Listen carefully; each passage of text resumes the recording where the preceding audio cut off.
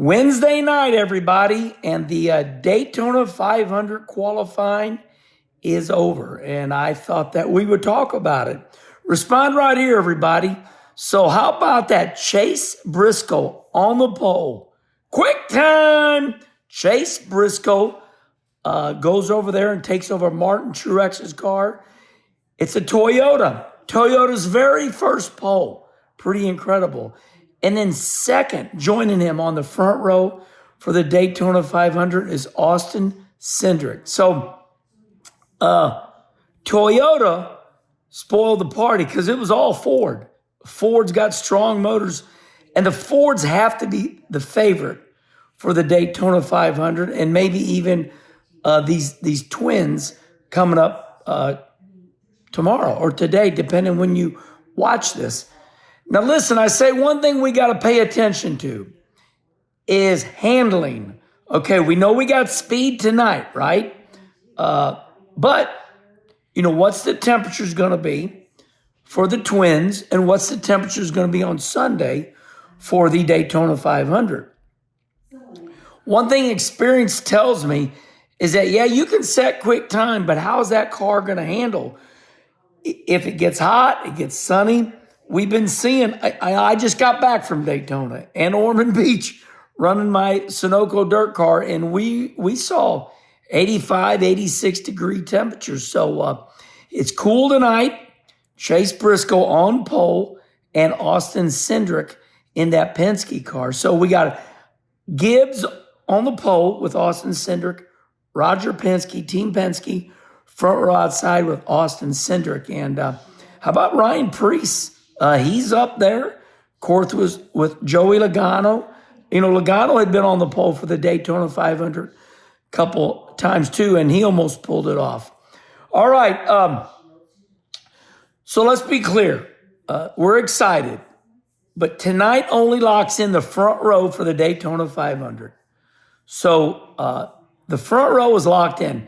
We know when we tune in for the Daytona 500, the front row is set. No matter what they do in the twins. So, you know, it's going to be Chase Briscoe, Austin Cindric on the front row. They'll take the pictures. Now, the only way that they would have to go to the back of the pack for the start of the Daytona 500 is there's the, look at there, first Daytona 500 pole. First Daytona 500 pole for Coach Joe Gibbs. Now, the only way that Chase Briscoe or Austin Cindric would have to go to the back is if they wrecked out in the twins and went to a backup car. That's the only way they would have to go to the back. Okay. Martin Truex is locked into the race. Respond right here. Who is the other car? I think it's Jimmy Johnson, right? Is it Jimmy Johnson?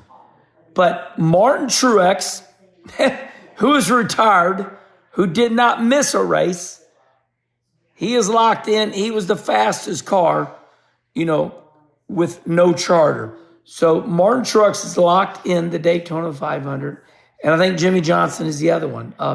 I am shocked, literally shocked, that Hendrick didn't really show up. This is the first year that Hendrick really hasn't showed up. Really shocked that Justin Allgaier did not lock in. He's way down there. So Justin Allgaier is going to have to race his way in to the Daytona 500.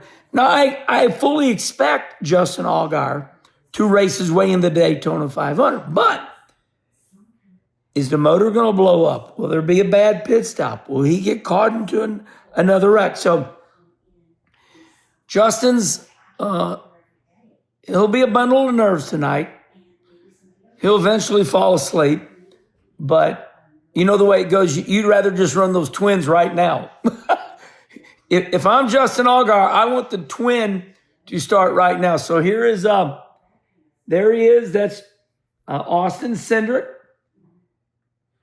I think he had a mustache for Bowman Gray. He got rid of his mustache. How about Jamie Little? Jamie Little, she's been on Fox. She loves the dog show. Yeah, of all things, the dog show, right? Man, Fox covers that.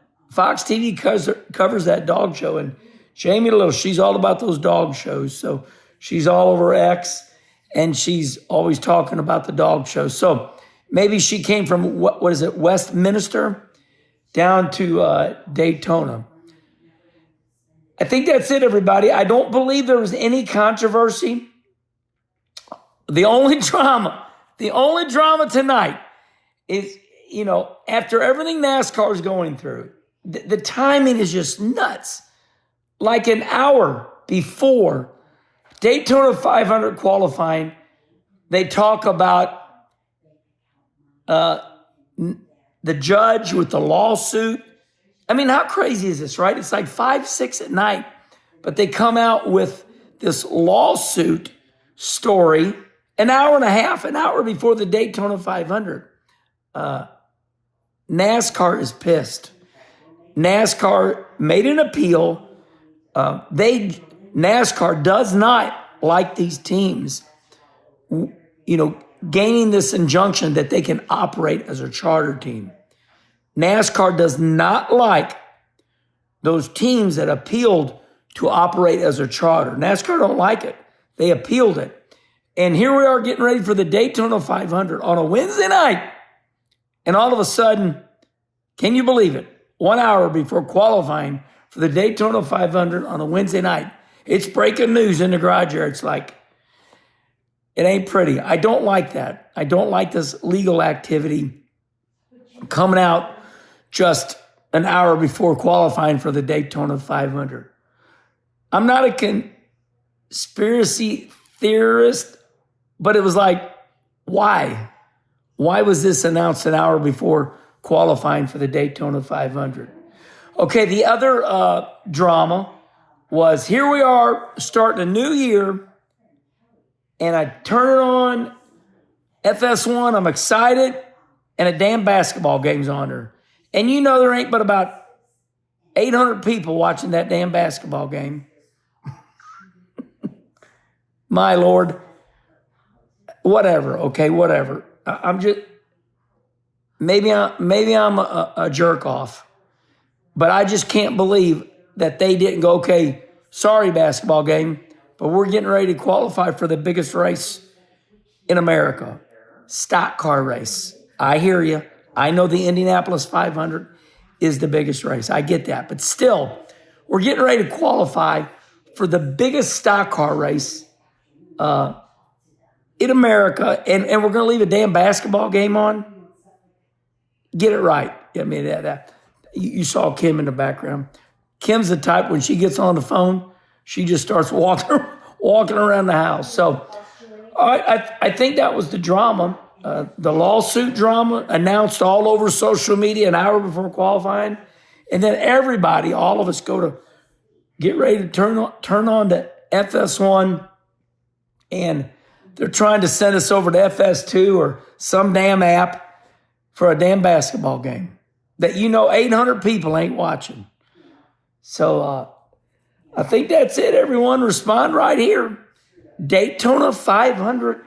The front row's locked in. Now we have the starting lineup for the Twin 150s. And that's going to be tomorrow night, depending when you watch this, Thursday night.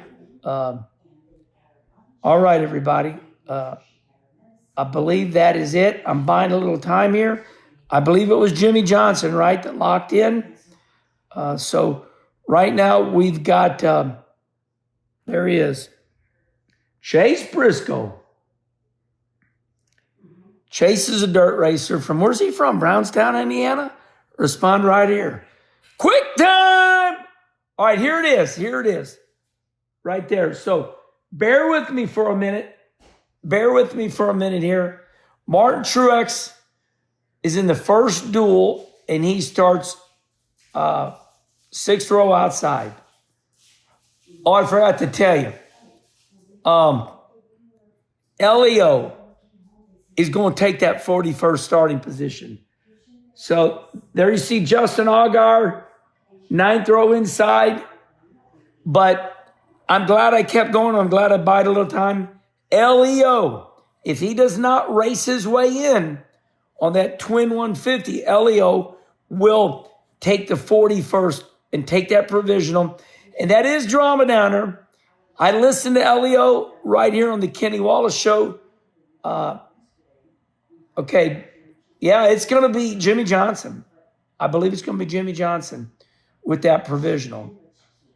From what I can see, he'll start row 7, was that 14th in the second duel. So that's good for Jimmy. But Elio said, look, I don't know much about it. I liked what Elio said, though.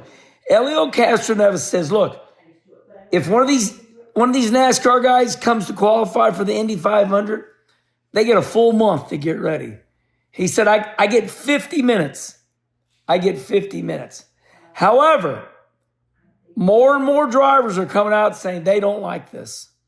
More and more NASCAR drivers are coming out saying they don't like this world-class provisional. So respond right here.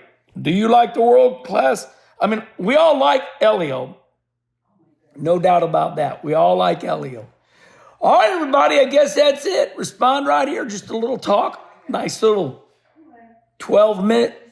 What else do you got? Respond right here. I think that's it. All right. We'll talk tomorrow as the NASCAR season has started. God, it feels so weird that I've been in Daytona for 2 weeks and I come back. And I'm happy to be home, though.